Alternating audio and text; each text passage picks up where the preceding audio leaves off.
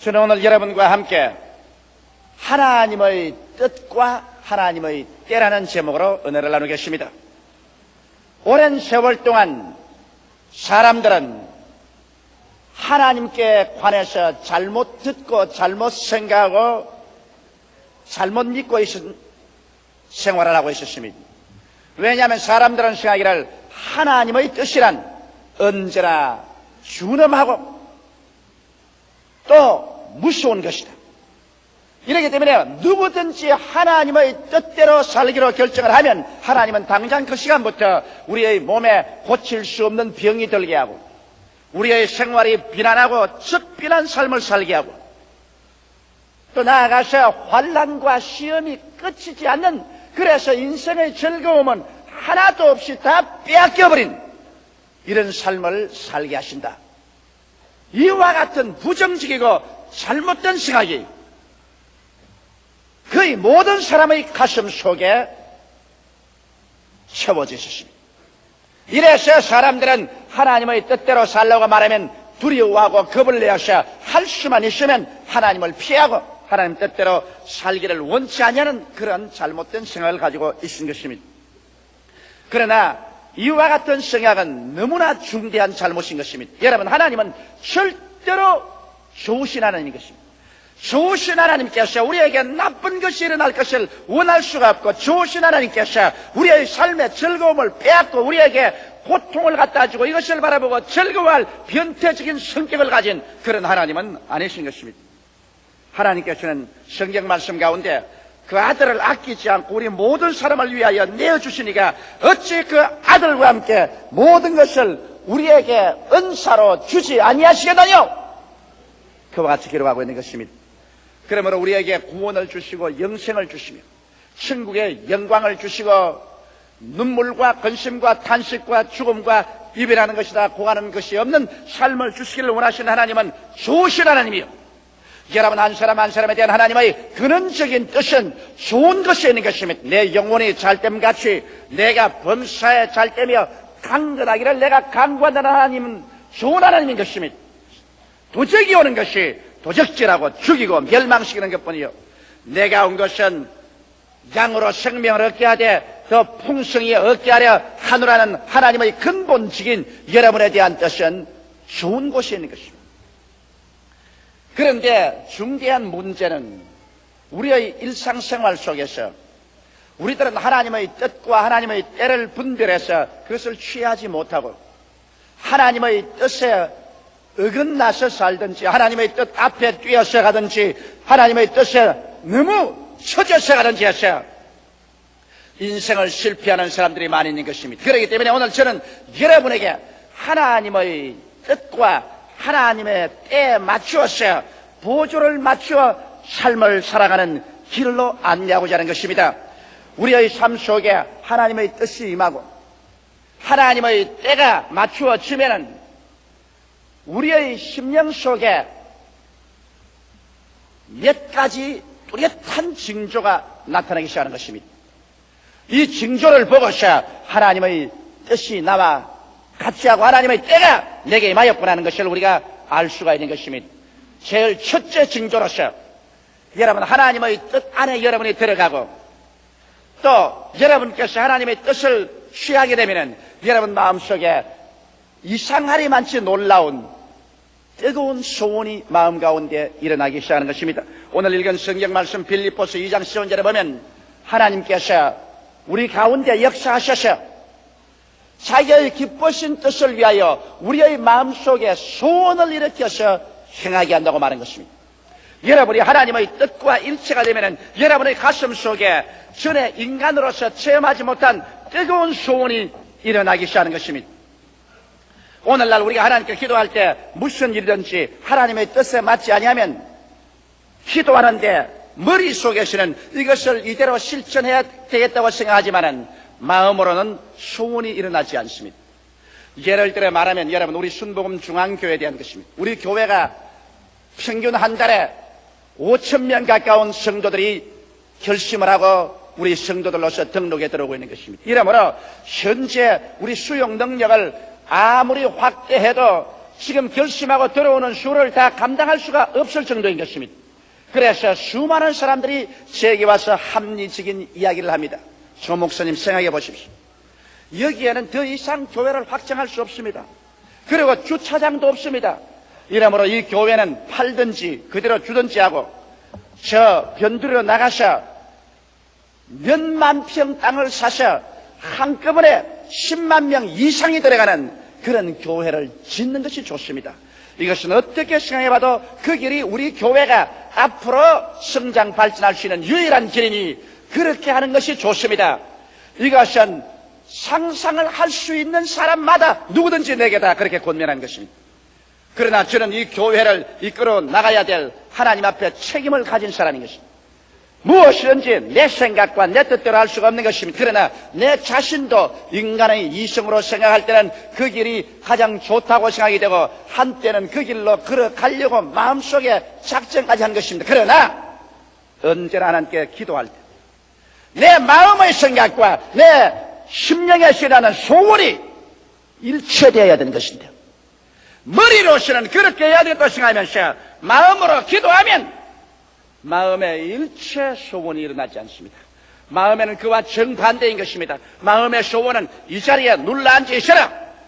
사람들이 너무 많이 와서 온 한각 백사장을 메울지라도 이 자리에 남아 있어라. 이 자리를 떠나지 마라. 머릿속의 생각과 마음의 소원이 정반대인 것입니다. 그래서 이 자리를 떠나가겠다고 생각하면 마음이 슬퍼지고 마음에 즐거움이 없습니다. 그러나 이 자리에 남아서 이겠다고 말하면 마음에 뜨거운 소원이 일어나는 것입니다. 하나님의 기쁘신 뜻은 여러분의 소원과 일치하는 것입니다. 이러기 때문에 우리가 어떠한 일을 두고도 이것이냐 저것이냐 하나님의 뜻을 분별하지 못해서 애쓸 때는 여러분께서 기도하고 하나님 앞에 기다리면서 마음속에 어떠한 소원이 불같이 일어나는가 이것을 살펴보아야만 되는 것입니다. 하나님이 주시는 소원은 시간이 지나갈수록 여러분 점점 더 뜨거워지는 것입니다. 인간적인 소원은 하나님께 기도하고 있으면 사라집니다. 악마가 갖다 준 유혹의 소원은 여러분이 기도하고 금식하고 처리하며 기다릴 때 이것은 마음속에서 사라져버리고 마는 것입니다. 그러나 시간이 갈수록 세월이 갈수록 여러분과 나의 가슴 속에 마치 저 등대의 밝은 찬란한 빛처럼 이 소원의 불빛이 비쳐나오기 시작할 때 이것은 하나님께서 그 길로 인도하는 것입니다. 물론 그 소원이 하나님의 뜻과 일치할 것은 말할 필요가 없는 것입니다. 여러분 하나님께서는 구만리 장천 멀리 계시지 아니하시고 오늘날 성경에 기록한 말씀대로 너희 안에서 행하시는 이는 하나님이시라고 말한 것입니다. 하나님은 오늘 이 시간에 여러분 속에 성령으로 오셔서 여러분의 마음을 성전 삼고 계신 것입니다. 이러므로 우리 마음을 성전으로 삼고 계신 하나님께서는 우리 마음을 통해서 하나님의 뜻을 보여주시는 것입니다. 이러므로 마음의 소원을 통해서 하나님의 뜻을 보여주시고 이 뜻이 성경에 가르치는 하나님 말씀과 어긋나지 않고 일치할 때는 여러분께서 그 말씀 위에 서고 그 소원을 따라서 나아가면 하늘을 지으시고 땅을 지으셨으며 세계와 그 가운데 모든 것을 조성한 하나님께서 여러분과 함께 동행해서 하나님의 위대한 기적을 나타내 주시는 것입니다. 이러므로 주님의 뜻과 주님의 때를 얻어서 여러분께서 인생을 살아가기를 원하면 이 마음의 소원을 자세히 살펴봐야 되는 것입니다. 그래서 내 마음을 성전 삼고 계시는 하나님께서 당신의 기쁘신 뜻을 위하여 우리에게 소원을 일으켜서 행하게 하는 것을 우리는 잊어서 안 되는 것입니다. 이런 징조가 우리의 마음속에 일어나고 이런 징조를 반드시 기다려야만 하는 것입니다. 둘째로 여러분이 하나님의 뜻과 하나님의 때에 일치하면은 놀라울이 많지 여러분에게 그 일을 하고 싶은 용기가 주어지는 것입니다. 사람이란 어떠한 좋은 일이 있어도 용기가 없으면 그 일을 실천하지 못합니다. 좋은 사업을 할 수 있는 거리가 있어도 그 사업을 할 수 있는 마음의 용기가 나타나지 아니하면 모든 수판으로 계산해봐서 다 될 것 같아도 그걸 못하고 마는 것입니다. 인생의 성공 실패는 그 사람의 마음속에 얼마나 용기가 있어서 다른 사람이 감히 나아가지 못하는 것을 담대하게 나아가셔 실천해 보느냐, 이것이 중대한 문제인 것입니다. 여러분, 인생에 한 번도 일해보지 않고 성공으로 인생을 살았다고 하는 사람보다는 담대하게 나가셔 일을 해보고 실패하는 인생이 차라리 나은 것입니다. 왜냐하면 사람은 무엇이든지 희망을 가지고 목표를 설정하고 일을 하고 창조하고 나갈 때 그게 삶의 참 행복과 기쁨이 다가오는 것입니다. 그러나 오늘날 우리가 하나님의 뜻과 하나님의 때가 일치되면 전에는 도저히 그런 용기가 안 생기는 사람의 마음속에 놀라운 용기가 생겨나기 시작하는 것입니다. 이것은 왜냐하면 성경 말씀 가운데 너희 안에서 행하시는 일은 하나님이시니 자기의 기쁘신 뜻을 위하여 너희로 소원을 두고 행하게 하시나니, 하나님은 여러분과 나에게 소원만 일으키는 것이 아니라 여러분과 내가 그 일을 행하게 만들어 주시는 것입니다. 그러자니 여러분과 내 마음속에 전에 할 수 없는 그런 용기를 마음속에 부어주는 것입니다.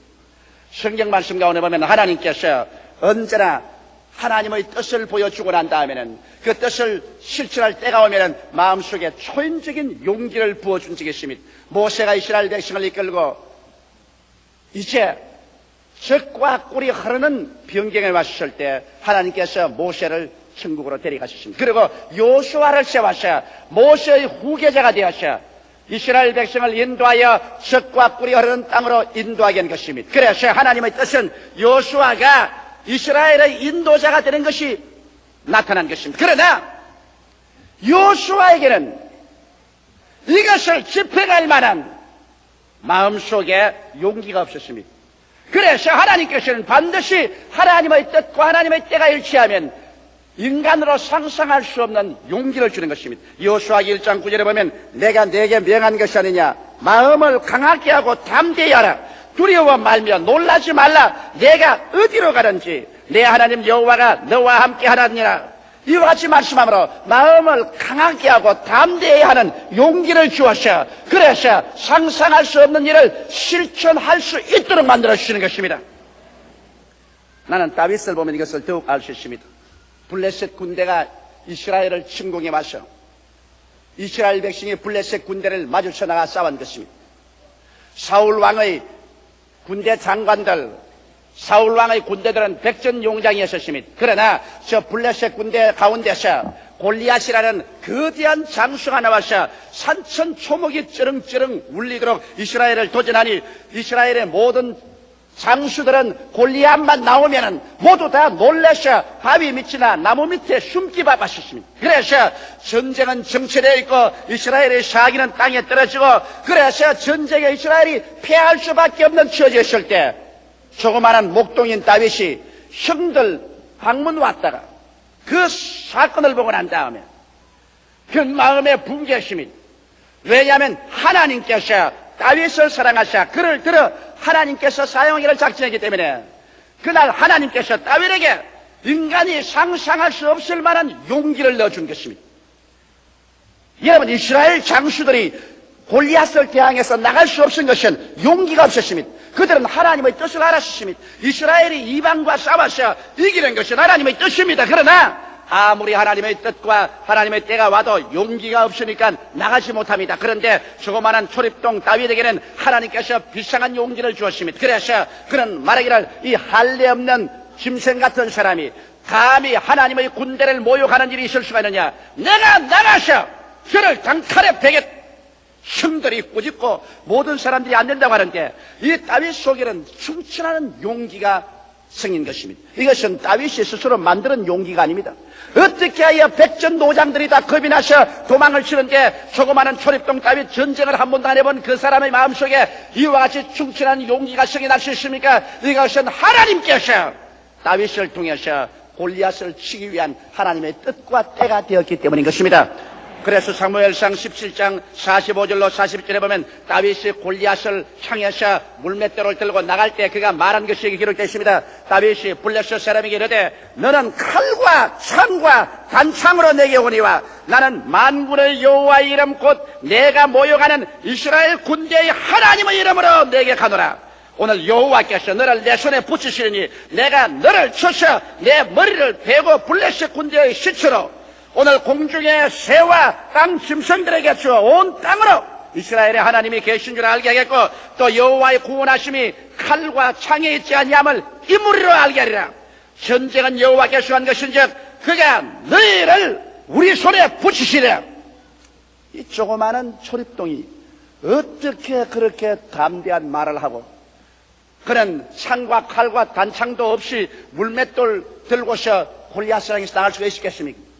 그것은 하나님의 뜻과 하나님의 때가 왔기 때문에 하나님께서 그에게 용기를 부어 넣어 주신 것입니다. 그래서 그가 나가서 물맷돌을 던짐에 물맷돌이 골리앗의 이마 정통을 깨뜨리고 돌이 골 속에 들어가며 골리앗이 거꾸러지고 다윗은 골리앗이 칼을 뽑아 그 목을 베고 그날 대승리를 이스라엘에게 안겨주게 된 것입니다. 이와 같이 여러분 마음속에 아무리 뜨거운 소원이 일어나도 그러나 그 일을 할 수 있을 만한 용기가 주어지지 않으면 하나님의 뜻은 얻었어도 아직 하나님의 때를 얻지 못했습니다. 여러분, 아무리 하나님의 뜻이라도 사람은 때를 얻어야 승리하는 것입니다. 울 때가 있고 웃을 때가 있습니다. 돌을 주워올 때가 있고 조를 던질 때가 있습니다. 전쟁할 때가 있고 평화할 때가 있습니다. 미워할 때가 있고 사랑할 때가 있습니다. 태어날 때가 있고 죽을 때가 있는 것입니다. 그래서 우리가 때를 얻어야 되는데, 하나님의 뜻은 마음속에 뜨거운 소원을 통해서 우리가 하나님의 뜻을 알 수 있지만은, 하나님의 때는 때가 얻어질 때 마음속에 용기가 생기기 시작하는 것입니다. 저는 10여 년 전부터 우리 최하실 목사님께서 밤낮을 일본 선교를 해야 된다고 권면을 하셨습니다. 우리 최 목사님께서 우리 한국의 사명은 우리의 원수인 일본을 복음화하는 것이 하나님 사명이다. 내 원수를 사랑하라고 주님께서 말씀했는데, 일본을 위해서 기도하고 일본을 구원해야 된다. 그래서 일본이 복음화되면 온 동남아 20억의 모든 사람들이 구원을 받는다. 그래서 최하실 목사님이 일본 구령을 위해서 열심히 기도했고, 과거 17년 동안 일본을 다니면서 끊임없이 복음을 전했습니다. 그러나 나는 전혀 소원이 일어나지 않았어요. 최 목사님 가시고 나는 안 간다. 그거는 최 목사님에게 주신 사명이지 내게 준 사명은 아니다. 그랬는데 점점 때가 오며 지금부터 3년 전부터 내 마음속에 소원이 불길같이 일어납니다. 이제는 일본에 가서 복음을 전가하겠다는 소원이 납니다. 그래서 하나님 뜻인지 알지만 용기가 안 생겨요. 왜? 매달마다 내가 어떻게 일본을 가느냐? 매달마다 나는 일본에 가서 복음 전가한다는 것, 이거 도저히 할 용기가 안 생깁니다.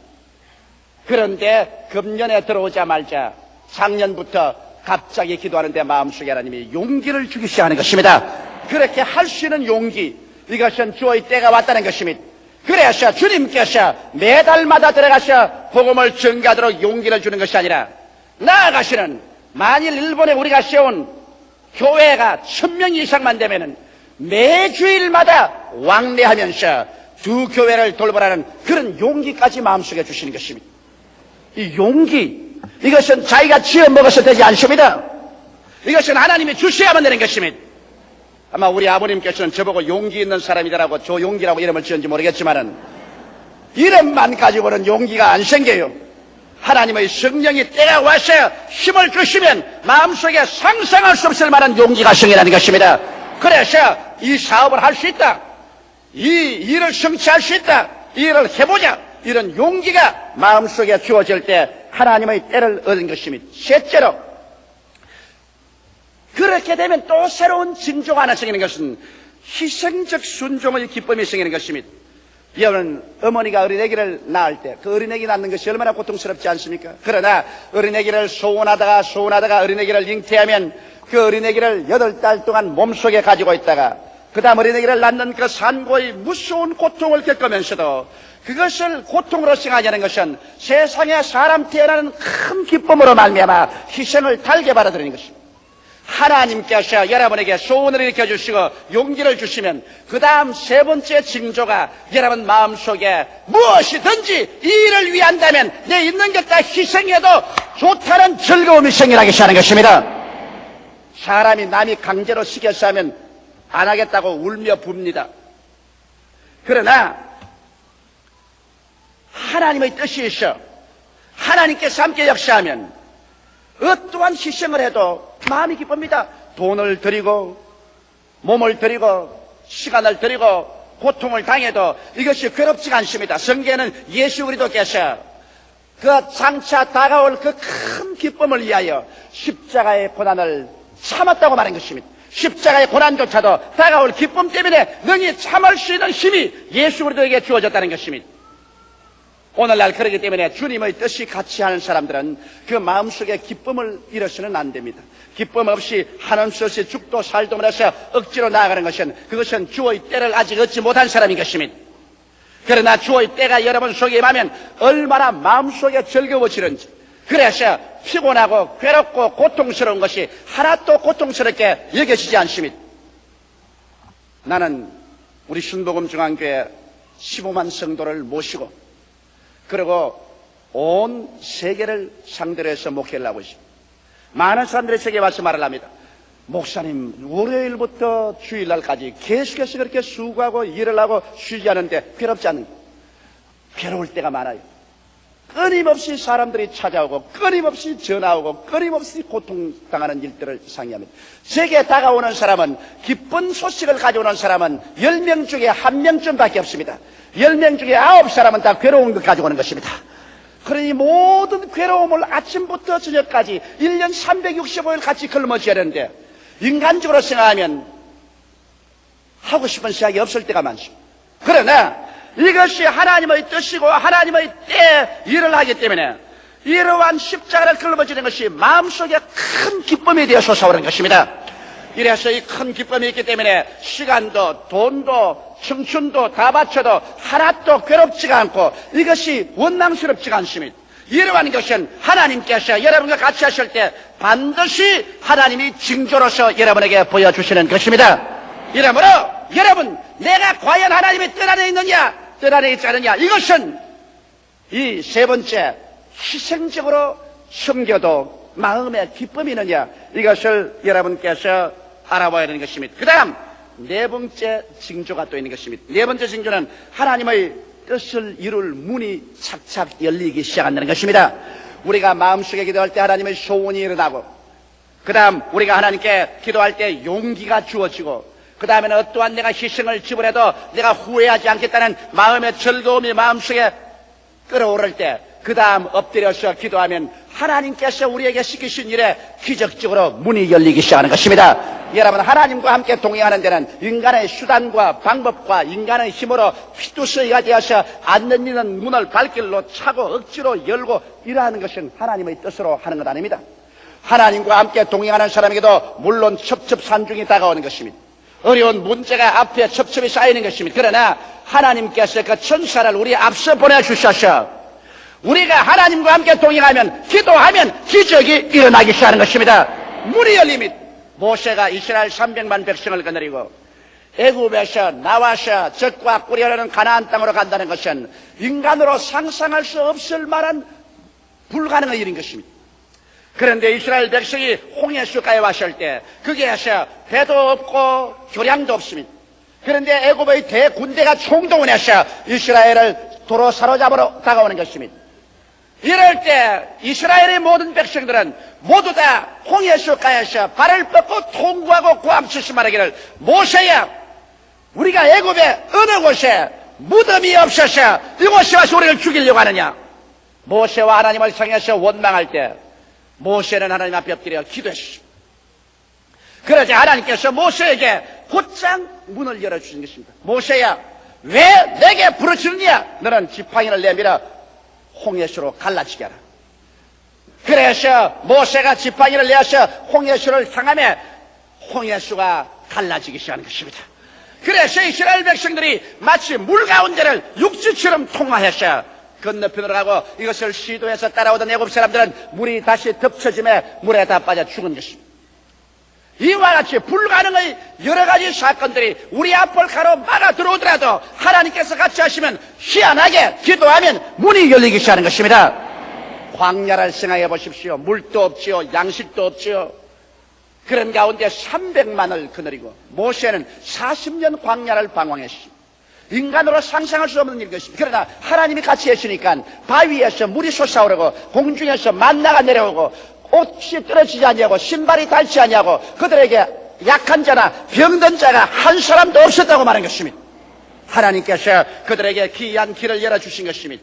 이러기 때문에 우리가 하나님의 뜻을 알고 하나님의 때를 따라서 무슨 일을 하면은 어떠한 어려움이 다가와도 그 어려움 때문에 우리가 망하지 않습니다. 우리가 기도할 때마다 하나님이 응답하여 주셔서 그 손길을 베풀어 귀하게 길을 열어주시는 것입니다.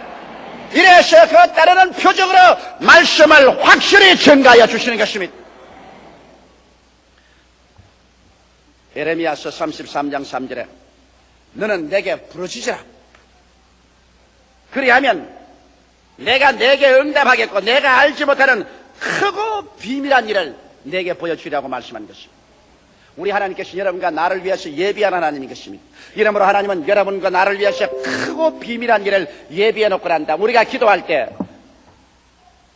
그 신기한 능력으로 이 크고 비밀한 길을 보여주셔서 여러분과 나를 승리하도록 이끌어가기를 원하시는 것입니다. 이런데 오늘날 너무나 많은 성도들이 분명하게 하나님의 뜻을 알고 생활하지 못하기 때문에 그들의 생활 속에 낭패와 실망을 당합니다. 하나님은 여러분 속에 여러분과 함께 살기 때문에 여러분을 하나님의 계획과 뜻대로 이끌어주기를 원하시는 것입니다. 하나님은 여러분과 같이 주무시고 같이 깨어나고 같이 일하십니다. 하나님은 여러분 속에 계신 것입니다. 여러분과 함께 인생을 살기를 원하시는 것입니다. 이러므로 여러분이 하나님의 뜻을 분명히 알고 하나님과 손을 잡고 승리로운 삶을 살기를 원하시는 것입니다. 이렇기 때문에 언제나 무슨 일을 하든지 먼저 하나님의 기쁘신 뜻이 마음의 소원으로 이루어오는가를 살펴보십시오.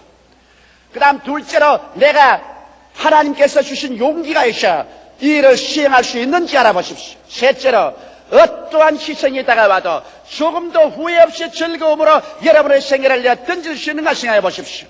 넷째로 여러분이 기도할 때 하나님께서 여러분 앞에 신기하게 길이 열리는가 찾아보십시오. 이것이 통과되면 하나님의 뜻은 여러분에게 주어지고 하나님의 때를 여러분 만난 것이 되는 것입니다. 이 길을 향하여 걸어가십시오. 그러면 여러분은 틀림없이 크고 비밀된 일을 여러분 생애 속에 체험하고 여러분 삼박자 축복을 체험할 수 있게 되는 것입니다. 다 같이 고개 숙여 기도드리십시다. 살아계시고 거룩하신 아버지, 사람들은 하나님과 자기 자신을 분리해서 생각할 때가 많습니다. 하나님은 하늘에 계시고 자기는 땅에서 혼자 산다고 생각할 때가 많습니다. 그러나 성경에는 분명하게 너희 안에서 행하시는 이는 하나님이시라고 하셨어. 오늘 하나님께서는 성령으로 말미암아 우리의 몸을 성소 삼, 우리의 마음을 성전 삼고 살아계시오니 감사하옵나이다. 이러므로 우리는 하나님과 함께 일하는 자요, 하나님과 함께 사는 자들이기 때문에 아버지 일거수일투족이 하나님의 뜻을 쫓아 사는 우리들이 되게 하여 주시옵소서. 내 아버지 하나님이시여, 오늘 이 성도들에게 하나님이 우리와 함께 하실 때 우리에게 일어나는 네 가지 마음의 징조를 말씀해 드렸습니다. 아버지, 마음에 소원이 일어나고 행할 용기가 주어지고 어떠한 희생이 다가와도 후회하지 않은 기쁨이 넘쳐나고, 그리고 기도할 때 환경에 불가능의 장벽이 무너지고 문이 열릴 때 하나님께서 우리와 같이 가신 것을 알고 우리가 담대하게 나갈 수 있다는 것을 말씀 전하셨습니다. 하나님 아버지, 오늘 제2부 예배 출석한 성도들마다 이 하나님의 뜻을 알고 하나님과 동행함으로 말미암아 후회하지 않는 인생을 살아갈 수 있는 여러분들이 다 되게 하여 주시옵소서. 예수님 이름으로 축복하고 기도드리옵나이다. 아멘. 오늘 저는 여러분과 함께 하나님의 뜻을 알기 위하여라는 제목으로 말씀을 나누고자 합니다. 우리는 주기도문을 암송할 때마다 뜻이 하늘에서 이루어진 것처럼 땅에서도 이루어지이다, 이렇게 말을 합니다. 그렇게 하고도 인생에 크고 작은 일이 생길 때마다 하나님의 뜻을 먼저 찾고 구하지 아니하고 자기 생각대로 일을 작정해버리고, 그리고 그대로 해달라고 하나님 앞에 때를 씁니다. 하나님 뜻은 아랑곳 없고 자기 뜻대로 이루어달라고 때를 쓰고 부러지고 몸부림을 치는 것입니다. 그러나 하나님의 뜻은 창세전에 이미 정해져 있습니다. 하나님께서는 이 세상을 지으시기 전에 이미 우리 일생의 삶을 다 계획하시고 예정하시고 예비해 놓으셨습니다. 하나님은 알파요 오메가요, 처음과 나중이요, 시작과 끝이라 하나님 손에는 우리 일생이 환하게 다 결정되어 얹혀 있는 것입니다. 그 때문에 자기 계획과 생각이 아무리 확고하더라도 일단 하나님의 계시가 오면은 자기의 길을 버리고 하나님의 길을 따라 나서야만 하는 것입니다. 하나님께서는 자기를 사랑한 자를 위해서 눈으로 보지 못하고 귀로 듣지 못하고 마음으로도 생각지 못한 길을 예비해 놓았다고 하셨습니다. 그리고 그 길을 성령께서 인도해 주겠다고 약속해 놓은 것입니다. 그러므로 우리는 하나님의 뜻을 알기 위하여 적극적으로 성령님의 인도를 받도록 기도를 많이 해야 되는 것입니다. 우리가 하나님을 이끌어가는 것이 아니라 하나님이 우리를 이끌어간다는 것을 늘 알아야 됩니다. 하나님은 목자요, 우리는 양입니다. 양이 목자를 인도하거나 돌보는 것이 아니라 목자가 양을 인도하고 돌보는 것입니다. 그러므로 우리가 감히 하나님을 이끌어 나가려고 하고 우리가 하나님을 돌보려고 하는 이 어리석고 무지한 행동을 절대로 해서는 안 되는 것입니다. 여러분은 양이요, 하나님은 목자인 것입니다. 목자가 양을 인도하고 목자가 양을 돌보는 것입니다. 이것을 거꾸로 판단해서 잘못 생각하는 사람들이 오늘날 대단히 많습니다. 그러면 우리가 어떻게 해야 하나님의 뜻을 따라 인도함을 받을 수 있을까요? 첫째로 하나님의 뜻을 우리가 알고 하나님의 인도를 받기 위해서는 탐욕을 버리는 것이 제일 중요합니다. 사람의 마음속에 탐욕이 들어오면 하나님의 뜻을 짓밟아버립니다. 성경에 욕심이 잉태한 즉 죄를 낳고 죄가 장성한 즉 사망을 낳느니라고 말한 것입니다. 죄란 것은 빗나간다는 말인 것입니다. 활을 쏘는 사람이 관역을 향해서 활을 잡아 당겨 놓았는데 그 관역을 향해서 날아가지 않고 빗나가 버리는 것을 죄라고 말한 것입니다. 그러므로 하나님께서 사람을 위해서 하나님의 뜻을 정해 놓았는데 그 하나님 정해진 뜻과 그 길로 가지 않고 빗나가 버릴 때 인간은 죄를 짓게 되는 것입니다. 그러므로 욕심이 마음속에 들어오면 죄를 짓는다는 말은 탐욕이 마음속에 들어오면 하나님의 뜻에서 우리 스스로가 빗나가 버리고 말고 죄를 짓게 되는 것입니다. 여러분, 아담과 하와를 보십시오. 아담과 하와는 하나님의 뜻을 분명히 알고 있었습니다. 동산의 모든 실과는 다 먹되 동산 중앙에 있는 선악을 알게 하는 실과는 먹지 마라. 먹는 날에 너희가 반드시 죽으리라. 하나님의 뜻을 명명백백하게 알고 있었습니다. 그러나 아담과 하와가 그 동산 중앙에 있는 선악과를 늘 바라보고 그만 그 마음속에 욕심이 들어왔습니다. 먹음직하고 부함직하고 지혜를 얻기에 탐스럽게 되었습니다. 거기에다가 사탄이 유혹을 하고 그들을 꾀하셨습니다. 그러자 욕심이 잉태해지니까 그만 하나님의 뜻을 분명히 알고도 그 길로 가지 아니하고 빗나가서 자기의 욕심의 길을 걸어가서 하나님 앞에 범죄하고 버림을 당하고 에덴에서 쫓겨나고 그 후손들을 무서운 고난과 괴로움에 처하게 만들어버리고 마는 것입니다. 그러므로 아담의 욕심이 잉태한 즉 분명한 하나님의 뜻을 알고도 그 뜻에서 빗나간 행동을 한 것입니다. 구약성경에 보면 이스라엘의 초대왕 사울왕은 참으로 인물도 잘나고 키도 크고 사람 좋은 사람이었습니다. 처음에 그가 왕으로 하나님께로부터 임명받았을 때 그는 겸손하고 자기를 낮추고 하나님 뜻대로 순종하는 좋은 왕이었습니다. 그런데 하나님께서 사울을 보내서 아말렉을 쳐서 멸하기를 원하셨습니다. 이스라엘 백성이 애굽에서 나올 때 아말렉이 이스라엘을 심히 구박하고 이스라엘이 가는 길을 막았기 때문에 하나님이 그것을 기억하시고 아말렉을 멸하되 그 왕으로부터 시작해서 남녀노유까지 할 것 없이 짐승 새끼까지 다 진멸하라고 명령해 주셨습니다. 그래서 사울 왕은 그 명령을 받고 군대를 동원해서 아말렉을 치러 가서 하나님이 같이 갔음에 대승전을 했었습니다. 그래서 아말렉을 쳐서 이 끝에서 저것까지 멸했지만은 그만 거기에서 탐욕이 들어오고 마는 것입니다. 자기가 얼마나 위대한 왕이라는 것을 자랑해야 되겠고 또 아말렉이 가지고 있는 짐승들 보니 소떼나 양떼 중에 살찌고 좋은 것이 너무 많습니다. 그래서 여기에 사울 왕은 아말렉을 진멸하는 하나님의 명령을 거역하고 아말렉의 왕 아각을 사로잡아서 산채로 끌고 오고 많은 소떼와 양떼를 죽이지 않고 그대로 끌고 왔습니다. 그러자 하나님께서 진노하셔서 하나님의 종 사무엘에게 말했습니다. 내가 사울 왕을 세워 임금으로 삼은 것을 후회한다.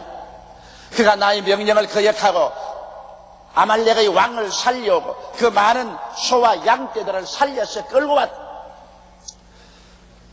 여기에서 하나님께서 진노하셨습니다. 사무엘이 밤새도록 기도하고 난 다음에 사울왕을 만나러 왔습니다. 사울왕이 승진하고 돌아오는 것을 길목에서 만나서 사울왕이여 어찌하여 하나님의 뜻을 거역했습니까? 그럴 때 사울은 하기를 아니요 나 거역한 것 없습니다. 나는 하나님의 뜻을 쫓아 아말렉을 진멸했습니다. 그러자 사무엘이 말했지 그러면 이 아가가 왕은 무엇이며 저기에 소와 염소의 울음소리가 들리는데 저는 무슨 일입니까? 아 그건 주의 백성들이 하나님께 제사 드리게 하려고 양이나 소떼 중에 좋은 것을 죽이지 않고 가지고 왔습니다. 공공연하게 하나님의 뜻을 거역하고도 변명을 했습니다. 그러자 사무엘은 사무엘상 15장 22절로 23절에 이렇게 말했습니다. 사무엘이 가로되 야훼께서 번제와 다른 제사를 그 목소리 순종하는 것을 좋아하심같이 좋아하시겠나이까? 순종이 제사보다 낫고 듣는 것이 수양의 기름보다 나으니 이는 거역하는 것은 사수로의 죄와 같고 완교한 것은 사신 우상에 절하는 죄와 같음이라. 왕이 야훼의 말씀을 버렸으므로 야훼께서도 왕을 버려 왕이 되지 못하게 하였나이다. 이 보십시오. 그렇게 훌륭한 왕이요 기름 부으신 자요 하나님이 사랑하던 왕이 하나님의 뜻을 거역한 것은 그 마음속에 교만이 들어오고 탐심이 들어오니 그만 하나님의 뜻을 저버리고 자기 마음대로 하게 된 것입니다. 그 결과로 하나님께서는 진노하셔서 아무리 너가 수양이나 소를 가지고 와서 내게 제사를 드리고 하나님 모든 종교의식을 행한다고 하더라도 어떠한 종교의식도 하나님 말씀을 저버리는 것은 필요 없다는 것입니다. 하나님 말씀을 저버리는 것은 우상 사신에 절하는 것과 같고 사수로의 죄와 같다. 하나님 말씀을 저버리는 것은 하나님을 저버리는 것이기 때문에 아무런 종교의식을 행해도 소용이 없다는 것입니다. 여러분 우리가 교회를 세우고 장엄한 예배의식을 집행합니다. 찬송을 부르고 말씀을 듣고 우리 스스로 기도하고 합니다. 그래도 그 아름다운 종교의식이 하나님의 말씀을 거역하고 인간의 탐욕에 서서 행하게 되면 이것은 우상사신에 절한 것과 같고 사술에 묶여가는 것과 같다고 성경은 말하고 있는 것입니다. 이렇기 때문에 우리는 하나님의 말씀을 언제나 듣고 그 말씀 중심에 서서 하나님을 예배하고 살아야지 말씀을 제껴놓고 인본주의적인 예배는 가인의 재난과 같아서 하나님께서 그것은 들어주지 아니하는 것입니다. 그러므로 하나님의 뜻을 우리가 알기 위해서는 탐욕을 버려야 됩니다. 탐욕이 생기면 하나님의 뜻이 안 보입니다. 또 보이더라도 그것을 부정해버리고 마는 것입니다. 예수님께서 겟세마네 동산에서 기도할 때 얼굴에 피땀을 흘렸습니다. 그리고 주님께서 뭐라고 말하십니까? 아버지여 내 뜻대로 마옵시고 아버지 뜻대로 하옵소서. 이 기도가 얼마나 힘이 들었던지 예수님께서는 그 땀방울이 변하여 피가 되었습니다. 자기를 버리고 탐욕을 버리고 아버지의 뜻 중심으로 선다는 것은 타락한 인생들은 더욱 힘이 듭니다. 우리는 원래 탐욕을 가지고 태어났고 언제나 육신의 정욕, 안목의 정욕이 세상 자랑을 가지고 살아났기 때문에 자기 욕심을 중심으로 해서 인생은 살아갑니다. 그래서 탐욕을 저버린다는 것은 참으로 힘이 듭니다.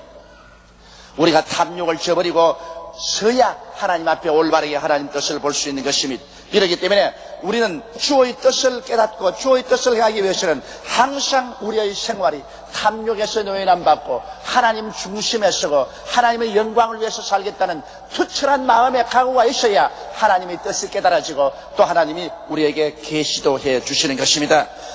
둘째는 하나님의 뜻을 우리가 알고 따르기 위해서는 자기의 고정관념을 버려야 되는 것입니다. 인간은 하나님의 지시를 받기 전에는 모두 다 자기의 생각과 고정관념을 갖고 있는 것입니다. 그래서 자기는 이렇게 하겠다, 또 하나님이 오시면 아마 이렇게 해줄 것이다, 자기 생각을 딱 붙여놓고 있는 것입니다. 그러나 일단 하나님의 지시가 임하시면 자기의 고정관념을 완전히 버려버리는 것입니다. 자기란 아무것도 아닌 것입니다. 자기의 마음속에 정해놓은 생각을 다 버리고 하나님의 생각을 따라가야 됩니다. 사람들은 자기 생각을 가지고서 하나님이 말씀을 해도 자기 생각을 부여잡고 이것이 하나님의 뜻이다 하고 하나님의 뜻을 오히려 저버릴 때가 많습니다. 성경에 보면 시리아의 대장군 나아만이 있습니다. 그는 문둥병에 걸렸습니다. 위대한 장군이었으나 문둥병에 걸려서 속으로 썩어져가고 있습니다. 그런데 자기 병사들이 변경해서 잡아온 이스라엘의 여종이 집에서 수용 들고 이런데 하는 말이 우리 주인께서 이스라엘의 엘리사에게 나아가기를 원합니다. 엘리사가 주인 어른을 고쳐서 깨끗하게 해줄 수 있을 것입니다. 이 말을 듣고 이 나아만은 뛸 듯이 기뻐하여 아람 왕의 추천서를 받아서 이스라엘 왕에게 나아갔습니다. 이스라엘 왕이 이 편지를 받고 난 다음 옷을 찢고 이 아람 왕이 나에게 전쟁 걸려고 하는데 내가 하나님이 아닌데 어떻게 사람을 죽이고 살리며 문둥병을 깨끗해 하고 고칠 수가 있느냐.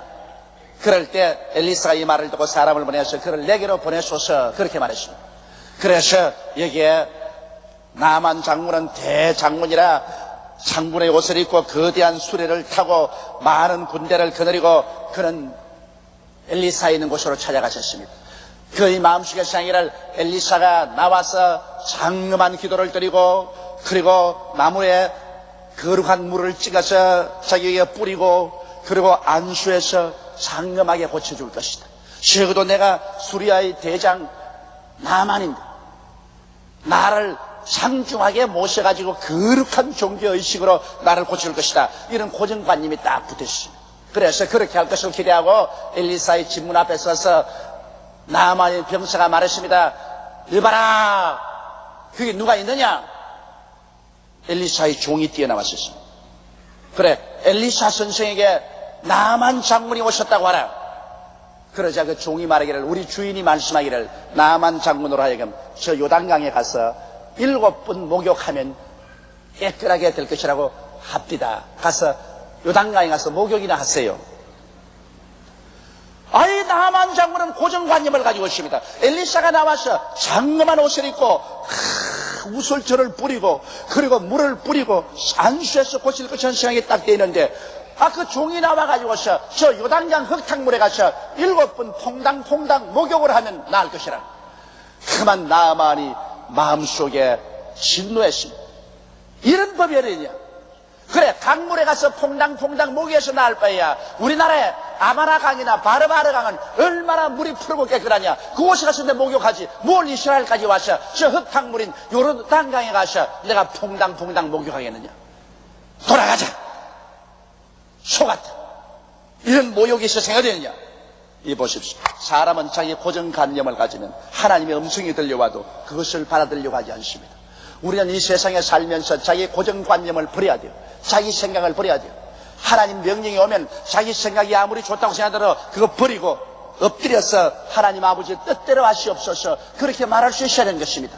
오늘날 대다수의 사람들이 큰 문제가 생긴 것은 오랫동안 예수를 믿으면 믿을수록 자기 고정관념이 강해집니다. 내가 여태까지 믿어올 때는 요렇게 하나님이 역사하시더라. 이것이 하나님의 뜻이다. 자기 고정관념을 가지고 있습니다. 그래서 하나님이여 내가 생각한 요대로 말씀하소서. 여러분, 하나님의 역사는 사람으로서 판단할 수가 없습니다.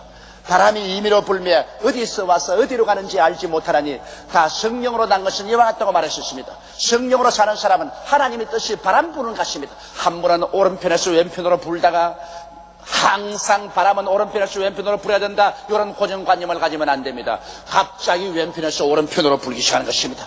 앞에서 뒤로 불다가 뒤에서 앞을 봅니다. 그러므로 바람이 임의로 불며 어디서 와서 어디로 가는지 알지 못하나 성령으로 난 사람다. 이와 같다. 성령으로 난 사람은 하나님께서 어떻게 말씀하시더라도 자기 고정관념을 버리고 따라가야만 하는 것입니다. 그런데 나만은 고정관념이 딱 서가지고서 하나님의 역사는 이럴 수가 없다. 나는 모욕당했다. 돌아간다. 그럴 때 나만 장군의 병사들이 그를 붙잡고 말했습니다. 장군이여, 아버지여, 엘리사가 더 어려운 일 부탁해도 할 것인데 저 요단강에 가서 목욕하라는 거야. 간단하지 않습니까? 그걸 왜 안 하려고 합니까? 여기까지 왔는데 목욕 한번 하고 가는 게 좋지. 그렇게 고집 부리지 마십시오. 하나님의 종이 말한 대로 순종을 하십시오. 옆에 보좌관을 잘 가진 장군은 참으로 복된 것입니다. 오늘 이 세상에 살면서 자기 주변에 자기에게 아부하는 사람만 갖다 놓은 사람은 파멸됩니다. 그러나 자기 주위에 다른 말을 하는 사람을 많이 갖다 놓으면 그 사람들의 말을 들으면 그가 생명의 길을 걷게 되는 것입니다. 그런데 나만은 좋은 제자들을 많이 거느리고 종들을 많이 거느리고 있었습니다. 그래서 그 말을 듣고 그는 마음이 겸손해져서 요단강에 내려가서 물에 목욕을 합니다. 흙탕물 속에 한 번 들어가고 두 번 들어가고 세 번 들어가고 아예 그냥 물이 쭉 내려오니 쥐새끼 같이 되었습니다. 흙탕물이 뚝뚝 떨어집니다. 그럼에도 불구하고 6번째 들어갔다가 7번째 들어갔다가 일어나니 그 몸에 문둥병이 사라지고 어린아이 살같이 되었다고 말한 것입니다. 자기의 고정관념을 버리고 하나님의 말씀대로 실천하니 하나님의 말씀은 살았고 운동력이 있어 좌우의 날선 금보다 더 예리하여 혼과 영광 및 관절과 골수를 짜기는 기적을 베풀었던 것입니다.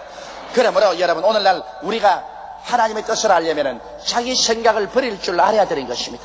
하나님 말씀하시면 언제나 자기 자만심 버리고 자기 이기주의 버리고 자기의 고정관념을 버리고 하나님 생각을 받아들여야 되는 것입니다.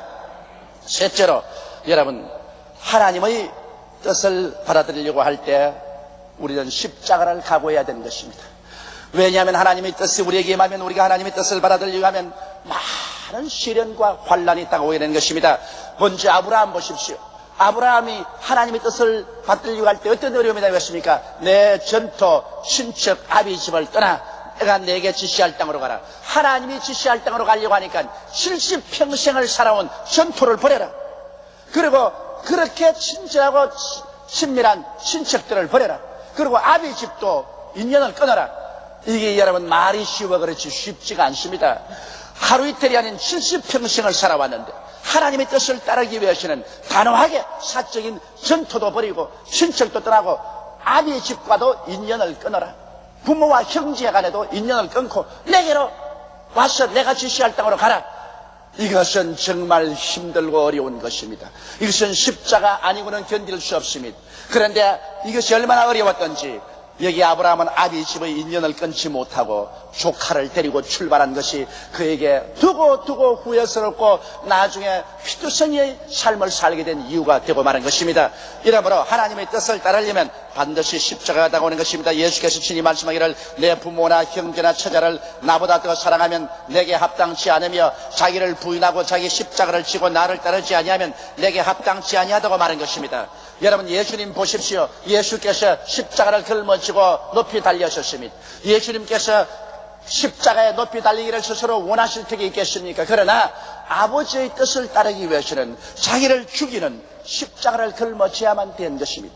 이러므로 오늘날 우리가 하나님의 뜻을 따르기 위해서는 십자가라도 내가 걸머지고 사람들에게 버림을 당하는 각오라도 해야 십자가를 걸머집니다. 아브라함은 자기 전토를 버리고 친척을 버리고 아비 집을 버리고 나가라는 겁니다. 예수님께서는 주를 따르려고 하면 부모에게 버림을 당할 때도 있고 형제에게 버림을 당할 때도 있고 심지어는 처자에게 버림을 당할 때도 온다는 것입니다. 그럼에도 불구하고 자기 십자가를 걸머쥐고 자기를 부인하고 주를 따르겠다는 그러한 처참한 마음의 각오와 결심을 하지 아니하면 주의 나라에 합당치 않다고 말하는 것입니다. 오늘 많은 예수교인들이 너무나 타협합니다. 하나님의 뜻을 분명히 알고도 전토와 타협하고 친척과 타협하고 자기 아비 집과 타협합니다. 그래서 하나님보다도 자기의 육신에 가까운 것을 취하는 것입니다. 이렇기 때문에 하나님의 교회가 발전을 하지 못합니다. 세상의 손가락질을 당하는 것입니다. 우리는 단호하게 하나님 중심으로 서지 않으면 안 되는 것입니다. 그리고 주님을 따라가야 되는 것입니다. 주님을 따라가는 데는 우리의 십자가의 희생이 따른다는 것을 잊지 말아야 되는 것입니다. 항상 모든 사람이 칭찬하지는 않습니다. 주의 뜻을 따르려면 주의 뜻에 거역하는 사람들이 우리에게 무섭게 반발하는 것입니다. 그것이 이웃이면 쉽지만은 그것이 부모요 형제요 처자가 될 때는 마음속에 피를 흘려야만 되는 것입니다. 그렇다고 해서 하나님의 뜻을 저버릴 수는 없는 것입니다. 이러므로 여러분, 하나님의 뜻을 따르기 위해서는 십자가를 걸머쥐고 자기가 매달리지 않고는 안 된다는 사실을 알아야만 될 것입니다. 넷째로, 그렇게 하면은 하나님의 성령께서 우리에게 인도를 하기 시작하는 것입니다. 하나님의 성령이 우리 마음속에 인도할 때 어떻게 할까요? 하나님의 성령은 우리의 영혼 속에 기도할 때 깊은 뜨거운 소원을 일으켜서 인도하는 것입니다. 빌립보서 2장 13절로 14절에 너희 안에서 행하시는 이는 하나님이시니 자기의 기쁘신 뜻을 위하여 너희로 소원을 두고 행하게 하시나니 모든 일을 원망과 시비가 없이 하라. 하나님께서는 우리 모든 마음속에 우리 의지를 움직이는 뜨거운 소원을 일으키는 것입니다. 내가 이미 탐욕도 버렸고 내가 이미 자기 고정관념도 버렸고 내가 내 십자가 걸머지고 버림받더라도 하나님 중심으로 서기로 작정한 사람이 하나님 앞에 엎드려 기도할 때 그 영혼 속에 성령이 오셔서 마음속에 소원이 일어납니다. 뜨거운 소원이 일어납니다. 구름 기둥과 같고 불 기둥과 같은 마음의 소원이 일어나기 때문에 우리가 그 구름 기둥을 바라보고 불 기둥을 바라볼 수 있는 것처럼 마음의 소원을 환하게 바라볼 수가 있는 것입니다. 마음의 소원이 희미하게 일어나는 것이 아닙니다. 이것은 너무나 마음의 소원이 강하게 내 영혼을 부여잡아버린 것입니다. 앉아도 그 소원에 잡히고 서도 그 소원에 잡힙니다. 그 소원이 마치 질풍같이 다가와서 내 마음을 점령해버린 것입니다. 그러므로 하나님의 뜻이 이 소원의 밝은 등불을 통해서 환하게 보입니다. 하나님의 뜻은 그렇게 희미하지 않습니다. 이것이다, 이 길로 가라. 하나님의 소원이 불길같이 마음속에 일어나게 되는 것입니다. 그 소원을 따라야 되는 것입니다. 그러므로 여러분 크고 적은 일에 여러분이 기도할 때 마음의 구름 기둥과 불 기둥같이 일어나는 소원에 관심을 가져주시기 바랍니다. 하나님은 그 소원을 통해서 인도해 주시는 것입니다. 그리고 또 하나님은 마음에 환히 깨닫게 해주시는 것입니다. 우리가 기도할 때 전에는 캄캄하더니 그만 갑자기 마음이 환하게 밝아지면서 깨달아지는 것입니다. 캄캄한 밤중에는 지척을 분간하지 못합니다. 그러나 아침에 해가 떠오르면 그 어두움이 다 사라지고 눈앞에 있는 것이 환하게 보입니다. 이처럼 우리가 기도하기 전에는 무지의 마음이 쌓여서 아무것도 보이지 않더니 기도하고 난 다음에 성령이 오시니 우리가 갈 길이 환하게 보입니다. 갑자기 환하게 보여요. 내가 왜 전에 이것을 몰랐던가? 전에는 마음에 어둡고 캄캄했더니 이제 기도하고 난 다음 보니 이렇게 환하고 모든 것이 밝게 보이거늘 이것을 왜 몰랐던가? 원수 마귀가 내 마음을 누르고 있을 때는 여러분 세상이 꽉 들어차서 하나님의 길이 보이지 않습니다. 혼돈만 꽉 들어찹니다. 그러나 기도하고 난 다음 마귀가 떠나가 버리고 성령의 밝은 역사가 이루어지면 하나님의 길이 환하게 보이게 되는 것입니다. 마음의 깨달음을 통해서 하나님이 우리를 인도하시는 것입니다. 또 하나님께서는 환경을 통해서 우리를 인도하여 주시는 것입니다. 갑자기 캄캄하고 앞길이 막혔던 그 환경에 서광이 비치기 시작하는 것입니다. 갈 길이 보이기 시작하는 것입니다. 환경에 문이 열린다는 걸 잊지 마시기 바랍니다.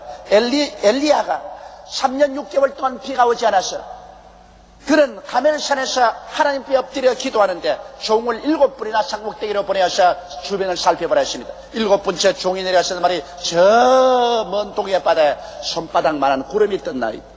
3년 6개월 동안 구름 한 점 없는 가뭄이었는데 손바닥만한 구름이 떴다. 이것이 벌써 하나님 표시입니다. 그때 엘리야가 하는 말이 큰 비의 소리가 들린다. 여러분 오늘날 우리가 기도할 때 우리의 환경에 칠흑같이 어두운 곳에서 갑자기 문이 열립니다. 그리고 환경에서 오라는 손길이 보입니다. 여러분 그러므로 우리의 삶은 우리의 선택에 의하여 결정되는 것이 아닙니다. 만세 만대 전에 이미 하나님께서 우리를 위하여 모든 삶의 길을 예비해 놓으셨습니다. 예정해 놓으셨습니다. 하나님 앞에는 우리의 미래가 이미 지나간 과거처럼 알려져 있으며 없는 것이 있는 것처럼 환하게 보입니다. 그와 같은 하나님의 정하신 뜻과 길을 따라 사는 것이 우리의 참된 삶이 되는 것입니다. 하나님이 이미 만들어 놓은 그 길로 그 고속도로로 달려야죠. 내가 삽 들고 괭이 들고 하나님 길을 피해서 내가 내 길을 닦아서 나가겠다고 하면 그때는 눈물과 피와 땀을 흘리고 온갖 고통과 괴로움을 당하고 또 목적지에 도달하지 못하고 넘어지는 길이 되고 마는 것입니다. 이러므로 사랑하는 성도 여러분, 우리는 주의 뜻을 알고 주의 뜻이 만들어 놓은 그 신장로, 그 고속도로를 따라 믿음과 순종으로 승리로 나아가는 여러분 되시기를 주의 이름으로 축원합니다. 다 같이 고개 숙여 기도드리겠습니다. 전능하시고 거룩하신 우리 아버지 하나님, 하나님께서는 우리 위해서 일생의 갈 길을 다 정해 놓으셨습니다. 크고 적은 길들을 주님께서 예비해 놓으시고 우리가 믿고 순종하면 피땀 흘리지 않고 그 길로 달려갈 수 있도록 만들어 놓았는데 오늘날 너무나 많은 사람들이 탐욕 때문에 자기의 고정관념 때문에 십자가를 지고 싶지 않아서 그래서 하나님의 길을 저버리고 자기가 괭이 들고 삽 들고 자기의 길을 닦으려고 하다가 상처를 입고 피땀을 흘리고 고통을 당하고 슬픔을 당하다가 멸망할 때가 많습니다. 하나님 우리 아버지 이미 구원의 길 또 하나님께서 예수 그리스도를 통해서 다 닦아 놓았는데 그 고속도로를 달려가지 아니하고 자기 스스로 종교를 만들고 이방 종교를 믿고 자기의 윤리와 도덕적 행위로 천당 가는 길을 닦으려고 하다가 모두 다 멸망당하고 있지 않습니까? 하나님 우리 아버지 원하오니 하나님의 뜻을 우리에게 보여주시옵소서. 하나님의 뜻 안에 서서 살게 도와주시옵소서.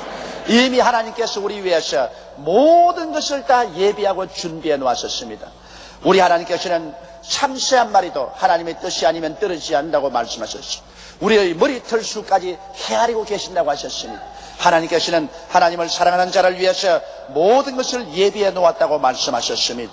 아버지여, 예비한 그 아버지의 뜻을 우리가 따라가게 도와주시옵시고, 탐욕과 고정관념과 십자가를 거부하는 마음 때문에 하나님의 뜻을 저버린 우리들이 되지 않게 하여 주시옵소서. 우리 주 예수님 이름으로 기도드리옵나이다. 아멘. 주의 뜻이 무엇인가 이해하라. 이와 같은 제목으로 은혜를 나누고자 합니다. 우리는 세월이 유수 같다고 말합니다.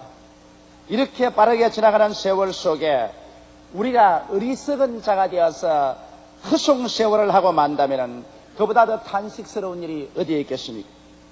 어떤 사람이 세월을 헛성하는가, 어떤 사람이 어리석은가 하면 자기의 생애에 대한 하나님의 뜻을 알지 못하고 인간 중심으로 천방지축으로 허덕이다가 아무것도 성취하지 못하고 이 세상을 떠나가는 사람인 것입니다. 오직 지혜 있는 사람은 자기에 대한 하나님의 뜻을 분명히 깨달아서 그 하나님의 뜻을 따라 삶으로 하나님께 영광을 돌리고 하나님께 칭찬을 받고 사랑을 입으며 그의 생애 속에 알찬 가치 있는 인생을 건설하다가 주님 앞에 가는 사람이 진실로 지혜 있는 사람인 것입니다. 그러면 오늘 이 시간에 여러분께서 제게 이런 질문을 할 것입니다. 하나님의 뜻을 어떻게 하면 분명히 이해할 수 있을까요? 하나님의 뜻을 안다는 것이 그렇게 쉽지 않지 않습니까? 이런 질문을 하실 것입니다. 저는 여러분에게 오늘 하나님의 뜻을 알 수 있는 길을 보여드리겠습니다. 첫째로 하나님께서는 당신의 뜻을 말씀을 통하여 우리에게 보여주고 이해해 주시는 것입니다. 여러분, 모든 사람에게 주신 일반적인 뜻은 하나님의 말씀을 통하여 우리가 분명히 알 수 있습니다. 창세기부터 요한계시록까지 기록한 이 말씀을 통해서 하나님은 우리에게 윤리적인 강령을 분명하게 주었습니다. 십계명을 통하여 나 이외에 다른 신을 섬기지 마라, 우상에 절하지 마라, 하나님의 이름을 망령되이 부르지 마라, 안식일을 거룩히 지키라, 내 부모를 공경하라, 살인하지 말라, 간음하지 마라, 도둑질하지 마라, 내 이웃을 거짓 증거하지 마라, 내 이웃을 탐하지 말라는 분명한 강령을 주심으로 우리가 조금도 마음속에 의심 없이 하나님께서 우리에게 이 세상에 살면서 어떠한 윤리와 도덕관념을 가지고 살아야 될 것을 보여주는 것입니다. 또 거기에 나아가서 이 성경은 십자가를 통하여 하나님께서 우리에게 베푸신 그 크시고 아름다우시고 선하신 뜻을 분명히 보여주신 것입니다. 예수님께서 십자가에 올라가셔서 우리를 대신해서 몸에 대못이 박히고 피를 흘리셔서 죽으셨다 부활하심으로 말미암아 그 십자가를 통하여 우리에게 베푸신 그 놀라운 오중복음과 삼박자 축복을 우리에게 깨닫게 해주는 것입니다. 죄사함을 받는 것은 아버지의 뜻이요, 성령을 받아서 연약해서 강해지는 것이 하나님의 뜻이요, 질병과 마귀에서 노연함 받는 것도 하나님의 뜻이요, 저주의 가시체와 응극기에서 노연하는 것이 아버지의 뜻이요, 사망의 엄침한 골짜기를 벗어나서 하나님이 예비한 영광스러운 천국에 들어가는 것이 하나님의 뜻이요, 우리 한 사람 한 사람이 그리스도 안에서 영혼이 잘됨같이 범사에 잘되며 강건하고 생명을 얻되 더 풍성하게 얻는 것이 하나님의 뜻이라는 것을 성경은 일반적으로 우리에게 분명히 밝혀주고 있습니다. 그러나 여러분께서 이런 질문을 하실 것입니다. 일반적인 것은 알겠지만은 나의 개인적인 문제 말입니다. 장사를 어디에서 해야 되며 무슨 장사를 해야 되며 어느 곳에 살아야 되며 누구하고 결혼을 해야 되며 어떠한 결정을 내려야 되는가, 나의 일반적인 생활에 관계된 사소한 일들을 어떻게 하나님의 뜻을 분별할 수 있겠습니까? 그런 질문을 하실 것입니다. 여러분께서 부지런히 하나님의 말씀을 읽고 또 기도 생활을 하며 부지런히 교회 나가서 하나님 말씀을 들으면 하나님께서는 말씀을 통하여 여러분에게 특수한 하나님의 뜻을 깨닫게 해주시는 것입니다. 그렇기 때문에 항상 우리는 하나님의 말씀에 접해 있고 항상 말씀을 듣고 읽을 필요가 있는 것입니다. 유명한 영국의 고아의 아버지였던 조지 뮬러 씨는 그 한평생 2,000명의 고아들을 먹이고 입히고 교육을 시켰습니다. 그는 그렇게 하면서도 다른 사람에게 한 번도 구걸한 적이 없습니다. 오직 하나님 성전에 나와서 무릎을 꿇어 엎드려 기도해서 하나님께 응답을 받아 그 크나큰 일을 하셨습니다. 그런데 이 조지 뮬러 고아의 아버지가 독일 사람인 것입니다. 독일에서 그는 예수를 믿게 되고 선교사가 되기 위해서 영어를 배우기 위해서 영국으로 건너가셨습니다. 그는 영국에서 고아의 아버지가 되기는 꿈에도 생각하지 않았었습니다. 그런데 영국에서 영어를 배우고 있을 동안에 수많은 고아들이 길거리에 방황하는 것을 보았었습니다. 헐벗고 굶주리고 추움에 떨면서 길거리를 쏘아있는 고아들을 보고 마음이 아팠는데 하루는 그가 하나님 앞에 기도하면서 하나님 말씀을 읽다가 시편 68편 5절을 읽게 됐습니다. 그 성경 말씀을 읽었습니다. 그 거룩한 처소에 계신 하나님은 고아의 아버지시며 과부의 재판장이시라. 이 말씀이 그만 성경에서 뛰어나와서 그 영혼에 불타듯이 타오르기 시작한 것입니다. 레마를 바른 것입니다. 평범한 말씀이 아니라 자기의 가슴을 찌르는 말씀입니다. 조지 뮬러야, 바로 하나님은 고아의 아버지시다. 하나님은 이 고아들을 다 돌보기를 원하지만은 이것을 책임져 줄 총무가 필요하다. 네가 바로 고아의 총무가 되지 않겠는가. 이와 같은 하나님의 지시가 말씀을 통하여 그 영혼을 뒤흔들었었습니다. 그는 아무리 해도 이 말씀을 마음에서 떼낼 수가 없었습니다. 자나깨나 이 말씀이 그 마음에 붙어서 하나님은 고아의 아버지신데 하나님께서 고아를 돌보려고 해도 하나님이 쓸 사람이 없다. 네가 그 사람이 되어라. 그래서 조지 뮬러는 하나님께 기도하셨습니다. 하나님, 만일 고아를 돌보는 것이 하나님의 뜻이라면 내가 고아 몇 사람을 집에 데려다가 먹이고 입히겠으니 필요한 금액을 하나님께서 제공하여 주옵소서. 그리고 기도하고 고아 몇 사람을 자기 집에 데려왔는데 신기하게 하나님께서 그 고아들을 먹고 입히고 교육시키는데 넘치는 돈을 주었습니다. 그래서 더 이상의 고아를 받아들이고 더 이상의 고아를 받아들여서 나중에는 2,000명의 고아들을 먹이고 입히고 돌보고 학교 교육을 시키는 고아의 아버지가 되어서 영국 런던 땅에서 일평생을 보내게 된 것입니다. 이와 같이 오늘날 또 하나님께서는 여러분께서 하나님 말씀을 부지런히 읽고 하나님 말씀을 들을 때 여러분의 가슴 속에 마치 섭을 태우는 불과 같이, 마치 돌을 부숴드리는 방망이 같이 영혼 속에 불타오르고 하나님의 말씀이 여러분의 마음을 깨뜨리면서 이것이 하나님의 뜻이라 확실하게 보여줄 것입니다. 이렇기 때문에 하나님의 뜻을 알기를 원하는 사람은 말씀을 등한히 해서는 안 됩니다. 늘 말씀 가까이 있고 말씀을 사모하고 말씀을 연구할 때 주님께서는 말씀을 통하여 개인적인 여러 가지 어려운 일에 하나님 응답을 베풀어 주시는 것입니다. 둘째로 하나님은 성령님을 통해서 여러분과 나를 인도하십니다. 우리가 회개하고 예수를 구주로 모시면 하나님의 영, 성령이 우리 속에 와 계신 것입니다. 이 하나님의 성령께서 여러분과 나에게 올바르게 갈 길로 인도해 주시는 것입니다. 하나님의 성령은 여러분과 내 마음의 소원을 통해서 인도하십니다. 우리가 하나님께 엎드려 기도할 때 하나님의 성령께서 이 마음속에 불타는 소원을 일으켜 주시는 것입니다.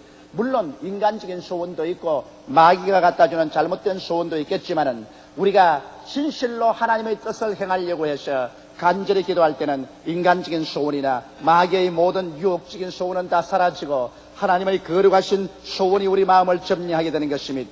빌립보서 2장 13절에 보면 너희 안에서 행하시는 일은 하나님이시니 자기의 기쁘신 뜻을 위하여 너희로 소원을 두고 행하게 하시라니라고 말하고 있는 것입니다. 이러므로 우리가 진실로 하나님 중심에 서기를 원하고 하나님 뜻대로 살기를 간절히 원하는 마음 바탕을 가지고 주님 앞에 기도할 때 하나님께서 우리 마음속에 소원을 일으켜서 이것이냐 저것이냐 우리의 갈 길을 분명하게 인도하여 주시는 것입니다.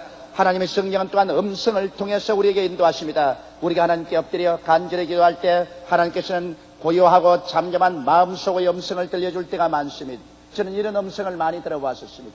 귀에 직접 쟁쟁 울리는 음성이 아니라 하나님께 무릎을 꿇어 기도할 때 내 마음속에 울려 퍼지는 음성인 것입니다. 마치 메아리가 울려 퍼지듯이 하나님의 음성이 내 마음속에 울려 퍼져서 하나님께서 저희 갈 길을 인도할 때가 수없이 많았었습니다. 오늘날 주께서는 우리의 마음속에 엘리야에게 말씀한 대로 세미한 음성을 통해서 말씀하여 주시고 또 직접 우리가 예언을 통해서 하나님 말씀을 들을 수가 있는 것입니다.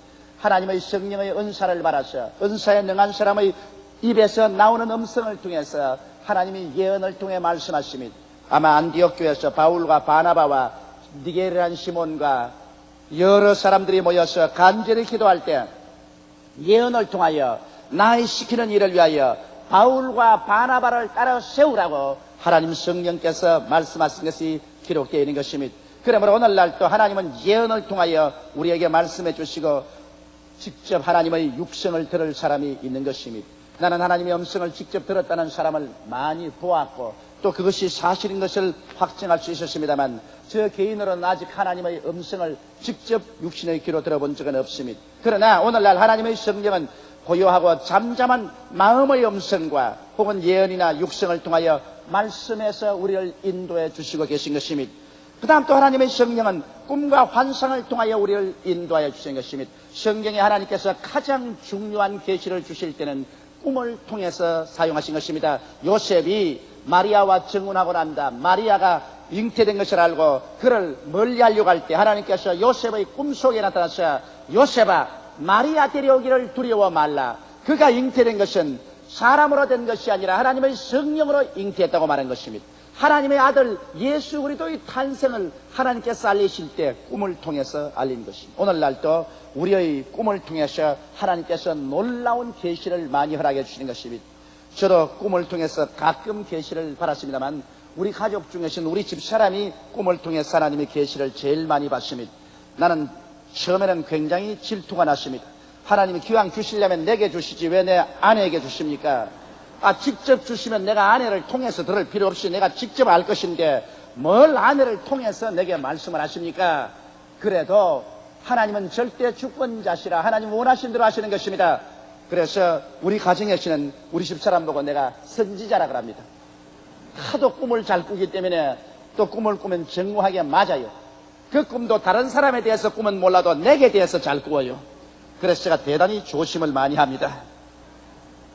환상도 하나님께서 오늘날 보여주십니다. 성경은 베드로가 욥바에서 환상을 보고 고넬료의 집에 가서 복음을 전가하도록 한 것을 알 수 있으며 바울도 드로아에서 마게도니아인의 환상이 나타나서 마게도니아로 와서 우리를 도우라고 하므로 그가 구라파로 건너가서 전 구라파를 복음한 사실을 알 수 있는 것입니다. 오늘날에도 하나님은 혹은 꿈을 통하여 혹은 환상을 통하여 성령께서 우리를 인도하시는 것입니다. 그 다음 또 하나님의 성령은 직감을 통하여 우리에게 인도하시는 것입니다. 마음속에 누구가 가르쳐 주지도 아니한데 즉각 직감이 다가오는 것입니다. 제가 여러분 병자 위한 기도를 하고 난 다음에 여러분 어떠한 병이 나왔다고 말하는 것은 마음의 직감입니다. 누가 내게 말해주지도 아니하고 내가 생각도 안 했는데 내 머릿속에 대포알처럼 이러한 생각이 들어오는 것입니다. 내 생각과는 전혀 다르게 내 마음속에 들어와서 이러한 병자가 나았고 저러한 병자가 나았다고 말합니다. 며칠 전에 내가 장로교에 유명한 부흥사 한 분을 만났는데 그분이 내 귀에 대고 이런 말을 합니다. 이번 여름에 교역자 수양회가 순복음 금식기도원에 있을 때 장로교 목사님이 광주에서 참여했다는 것입니다. 그 목사님은 성대를 잃어버리고 말하셨습니다. 그래서 말이 안 나옴으로 말미암아 이제는 목회를 할 수가 없어요. 병원에 가서 치료를 해도 효과가 없어요. 그래서 군중들 틈에 섞여서 우리 기도원에 왔습니다. 혹시 기도원에 와서 기도할 때 나을 수 있을까 싶어서 왔는데 그때 제가 와서 하나님 말씀을 전가하고 난 다음에 기도한 이후에 이 가운데 성대를 잃어버려서 말이 나오지 않은 사람이 깨끗이 나았다고 말을 하더랍니다. 그런데 그 말을 듣자마자 그 목사님이 눈 깜박할 사이에 목소리가 살아나버리고 말았다는 것입니다. 그래서 광주로 내려가서 이제는 아주 맑은 목소리로 목회를 잘 하시는데 차마 여의도 순복음교회 목사의 말을 듣고 병 났던 간증은 할 수가 없어서 이 훌륭한 부흥사의 귀에 대놓고 난 다음에 내게 이러한 기적이 일어났다고 그렇게 말하더랍니다. 그래서 그 부흥사님이 내게 와서 그 말씀을 해주십니다. 이러한 것은 직감입니다. 하나님의 성령께서 그 자리에서 눈 깜박할 사이에 직감을 주어서 우리에게 계시를 해주시는 것입니다.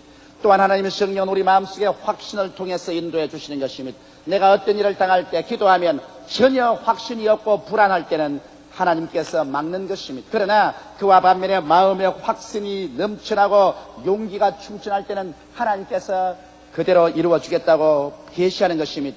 저는 이러한 일들을 많이 봅니다. 병자 위에서 병원에 가서 기도할 때 의사들은 다 가망이 없다 죽는다 그렇게 말을 하는데 내가 기도할 때 마음속에 확신이 넘쳐 흐릅니다. 당장 살아 일어날 것입니다. 그런 사람은 틀림없이 살아있답니다만 아무리 기도해도 기도가 초점이 잡히지 않냐고. 나만 애를 쓰고 고통을 당해도 마음에 확신이 일어나지 않을 때는 기도가 부족하든지, 그렇지 않으면 하나님께서 데려가기로 작정한 사람인 것을 대개 알 수가 있었습니다. 이 모든 일은 필히 하나님 말씀과 대조해보고 또 마음의 평안이 동거하는가 아는가를 알아보아야 할 것인 것입니다. 왜냐하면 하나님의 성령의 인도에는 반드시 마음의 평화가 함께 따르기 때문인 것입니다. 셋째로 하나님은 환경을 통해서 여러분과 나를 인도하여 주시는 것입니다. 인간의 생각을 추월한 하나님의 환경적인 인도를 우리는 잘 살펴봐야 하는 것입니다. 환경이란 결코 무시할 수가 없는 것입니다. 저는 제가 신학교 때 제가 굉장히 병이 들어 아팠었어요. 일주일을 아팠는데 이제는 이로 말미암아 죽는가 그런 생각을 했습니다. 한 일주일을 앓고 난 다음 인사불성이 됐을 때 같은 동기 동창인 최자실 집사님이 나를 와서 보고 난 다음에 아이고 이 학생회장 이러다가 죽겠다고. 최자실 집사님은 옛날에 국제간호원 면허를 가지고 있었기 때문에 그가 병원에 가서 주사기를 사고 약을 사서 제게 저녁에 다가왔습니다. 물을 뜨끈뜨끈 끓이고 내 머리를 물수건으로 얹어주시고 그 다음에는 주사를 놔주시고 약을 먹여서 며칠을 저희 곁에서 간호를 해주셨습니다. 그래서 동기 동창인 우리 최자실 집사님에게 제가 은혜를 받고서 그 죽음의 고통에서 살아났습니다. 그럴 때 내 마음속에 그렇게 맸어요. 왜 하나님께서 예수 이름으로 낫게 하지 아니하시고 최자실 집사님 주사약을 통해서 약을 먹어서 간호를 통해서 나았을까? 기분이 좋지 않았었습니다. 그러나 하도 은혜를 받았고 또 우리 최자실 집사님이 우리 어머님보다 나이가 한 살 아래였기 때문에 내가 이 은혜를 갚기 위해서 이제부터 동기동창이지만은 어머니라고 하겠다고. 그래서 그것이 인연이 되어서 불광동에서 함께 목회를 하게 되고 불광동에서 교회를 세우고 서대문에서 교회를 세우고 또 오늘 이 여의도까지 나와서 목회를 하고 최하실 목사님이 은퇴를 하셨습니다만, 이와 같은 것을 제가 돌아볼 때 인간의 생각을 초월해서 내가 신학교 학생일 때 일주일 아파 들어 누운 것이 환경적인 하나님의 인도가 되어서 최자실 집사님을 만나게 되고 그 결과로 나의 일생에는 가장 보배인 내 아내를 만나게 된 것입니다. 그래서 하나님께서 하시는 일은 인간으로 생각할 수가 없어요. 우리 하나님께서는 어떤 일은 인간이 계획에 놓아도 문을 닫아버림으로 안 되게 합니다. 내가 한 3주간 후에 대만에 가서 부흥회를 인도하기로 되어 있는데 여기서 기도를 많이 하고 대만에서 준비를 했는데 하나님 문을 닫아버립니다. 대만에서 예약을 한 큰 이 성전이 정부에서 사용하겠다고 결코 우리가 정한 날짜를 양보해달라고 합니다. 그래서 대만에 있는 의원들이 도저히 정부가 쓰겠다니 안내줄 수 없으므로 어찌할 수 없다고 양보를 했었습니다. 그것은 하나님께서 저를 보고 근본에는 대만에 가지 말라, 주께서 문을 닫으시는 것입니다. 또 주께서 문을 열 때는 놀라운 일이 있습니다. 제가 신학교 제일 처음 와서 한 달쯤 있다가 너무 실망을 하고 말한 것입니다. 왜냐하면 신학교에 올 때는 제 생각에는 신학교에는 천사들만 있고 모든 학생들이 날개가 달려서 천사처럼 날아다니는 줄 알았었습니다. 그런데 신학교 와서 한 달을 공부를 해보니까 신학생들 중에 마귀가 많아요. 그리고 신학교 분위기가 좋지를 않아요. 이래서 한 달 만에 나는 신학교 있지 말고 고향으로 내려가야 되겠다고 보따리를 샀습니다. 그리고 내 모든 짐을 주위에다 나누어 줘버리고, 그리고 제가 마당에 나왔는데 교장실에서 그 당시에 미국에서 유명한 신료의 부흥사였던 레이몬드 T. 리치라는 목사님이 문을 확하게 열고 나오지만 나를 처음 봤는데 학생이 이리 좀 오너라 그래요. 그래 가니까 당장 내 눈을 들여다보니 학생이 마음이 왜 그렇게 동요를 했어? 지금 이 신학교를 떠나려고 하는구나. 이 신학교를 떠나지 말고 여기서 견뎌라. 자네가 이 신학교에서 견뎌내면은 장차 하나님이 사용하는 귀한 그릇이겠거니와 이 신학교를 지금 떠나면 자네의 앞길은 가장 어려운 시련에 부딪히게 될 것이다. 그러면서 말하면 자네는 신학교에 천사들만 있는 줄 알지만 신학교에는 마귀가 굉장히 많다. 왜냐하면 신학교는 예수님이 40일, 40주, 40야 금식기도 하고 마귀의 시험을 당한 광야와 같은 곳이다. 이 시험을 이기면 주의 종이 되고 이 시험을 이기지 못하면 주의 종이 되지 못한다. 꼭 내가 일러준 것처럼 그렇게 말씀을 하셔요. 그러면서 내 머리에 안수를 하고 난 다음에 이 청년을 이 시련에서 놓아주시옵소서. 이 청년을 시험하는 원수마귀야, 물러가라. 그런데 내 마음에 정신이 확 들어요. 그래서 그 길로 내가 기숙사에 들어가서 보따리를 도로 풀어놓았었습니다. 만일 그때 그 레이몬드 T. 리치 목사님을 만나지 않았더라면 저는 오늘날 목사는 되지 못하고 아마 좋은 장사꾼이 되었든지 아마 교회 집사나 장로쯤은 되었을 것입니다. 혹시 목사를 괴롭히는 장로가 되지 않았을는지도 모르겠습니다. 그러나 그 레이몬드 T. 리치 목사님이 환경에 나타나서 저희 갈 길을 열어주신 것을 생각할 때 늘 마음속에 감사하지 아니할 수 없습니다. 그러므로 오늘날에도 하나님께서는 환경을 통해서 우리를 인도하시는 것을 자세히 살펴봐야 되는 것입니다. 절대로 열린 문이나 닫힌 문에 관해서 기도해보고 문이 닫혔을 때 기도할 때 하나님 성령께서 내가 닫았다는 확신을 주시면 그 길로 들어가지 마십시오.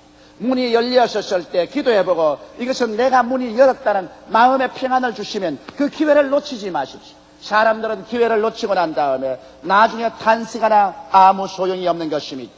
넷째로 하나님께서는 주의 종이나 신앙이 깊은 성도의 카운셀링을 통해서 우리를 인도하시는 것입니다.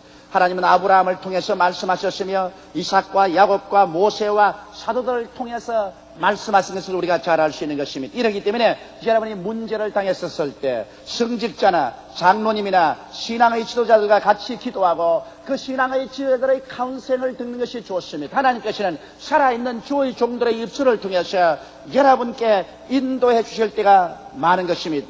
여러분 오늘날 또 하나님께서는 살아계셔서 여러분과 나에게 직접 사람을 보내서 말씀하실 때가 여간 많지 않습니다. 이러므로 저는 제가 어떤 일을 위해서 기도하고 난 다음에는 여러 사람들이 내게 와서 말씀을 할 때 그 말씀에 굉장히 관심을 가지고서 귀를 기울이고 있는 것입니다.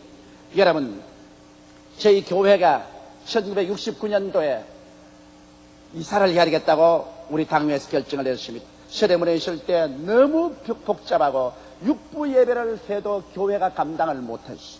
이래서 교회를 이전을 해야 되겠다. 그러나 우리 교회가 얼마나 가난했습니까? 그때 우리 성도들의 가난함이라는 것은 말로 형용할 수가 없었습니다. 이러한 처지에서 어떻게 교회를 이동할 수 있습니까?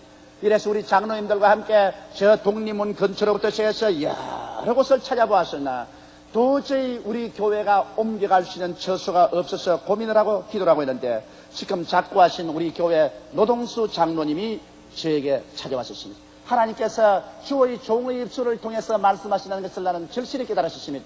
그때 노동수 장로님이 조 목사님 다른 데 갈 것이 아니라 지금 시에서 여의도에 뚝을 쌓고 모래성을 쌓고 땅을 넓히고 있는데 그 여의도의 교회를 가져가는 것이 좋을 줄 압니다. 그럴 때 내 생각에 이 노인 노망하셨구나. 세상에 여의도 모래판에 그게 전기도 없고 수도도 없고 지금 모래만 잔뜩 나는 곳에 교통도 없는 곳에 교회를 가져서 누구를 망하게 하려고. 처음에는 제가 그래요 장로님 고맙습니다. 그리고 또 속으로는 사람이 늙으면 쓸데없는 말도 하느니라 그렇게 생각했습니다.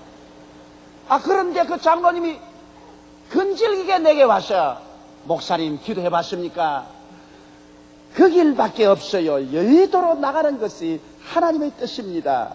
그렇게 말을 해요. 그러면서 말이 만일 목사님이 여의도로 나가려면 내가 인도를 하지요. 왜냐하면 내가 잘 아는 우리 동양의 같은 교인이 있습니다. 김사라 권사라고 계시는데 그분 아들이 차일석 씨라고 지금 서울시 부시장입니다. 그러므로 내가 김사라 권사를 통해서 서울 부시장에게 이야기해서 그 땅을 얻게 하지요. 그래도 저는 등한이었습니다. 그런데 하루는 신앙상담을 하는데 우리 교회 권사님 한 분이 오셔서 신앙상담에서 목사님 나는 크게 마음이 번뇌로워서 목사님께 신앙상담을 하십니다.